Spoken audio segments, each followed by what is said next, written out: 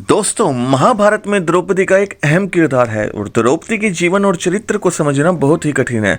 उन्हें तो सिर्फ कृष्ण ही समझ सकते हैं। द्रौपदी कृष्ण की मित्र थी, मित्र ही मित्र को समझ सकता है। आज हम आपको द्रौपदी की वे 5 गलतियां बताना चाहते हैं जिसके कारण महाभारत की संपूर्ण कहानी बदली गई। यदि द्रौपदी ये गलतियां नहीं करती तो आज इतिहास कुछ और ही होता। पहला है स्वयंवर में कर्ण का अपमान करना। द्रौपदी कर्ण को चाहती थी, लेकिन जब उसे पता चला कि कर्ण तो सूत पुत्र है तो उसने अपना इरादा बदल दिया। और उसने पहली बात तो यह है कि कर्ण को स्वयंवर में प्रतियोगिता के भाग नहीं लेने दिया, और दूसरा यह है कि उसने कर्ण को बुरी तरह अपमानित किया। यदि वह ऐसा नहीं करती तो परिणाम कुछ और होता। हालांकि द्रौपदी के पिता ने द्रोणाचार्य की मृत्यु की प्रतिज्ञा ली थी और उनका वध अर्जुन के अलावा और कोई नहीं कर सकता था, इसलिए वे चाहते थे कि उसकी पुत्री का विवाह अर्जुन से ही हो। नंबर 2, पांडवों की पत्नी बनना स्वीकार करना।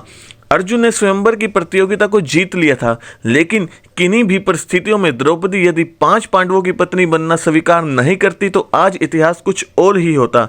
द्रौपदी कुंती के कहने या स्वयंवर के बाद युधिष्ठिर और वेदव्यास जी के कहने पर 5 से विवाह करना स्वीकार किया था। नंबर 3, दुर्योधन का अपमान। द्रौपदी ने ही इंद्रप्रस्थ में युधिष्ठिर के राज्याभिषेक के समय दुर्योधन को कहा था कि अंधे का पुत्र भी अंधा।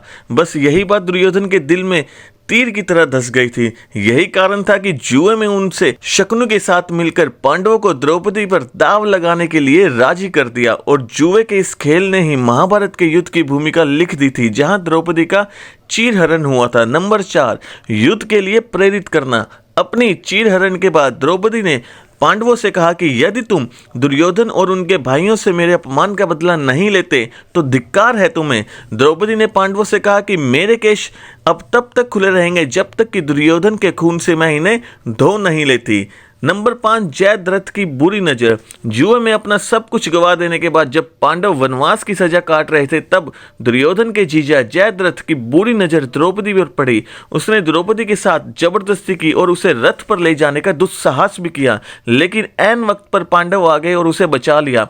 पांडव वहीं पर जयद्रथ का वध करना चाहते थे, लेकिन द्रौपदी ने पांडवों को ऐसा करने से रोक दिया, जो कि उसकी सबसे बड़ी गलती थी।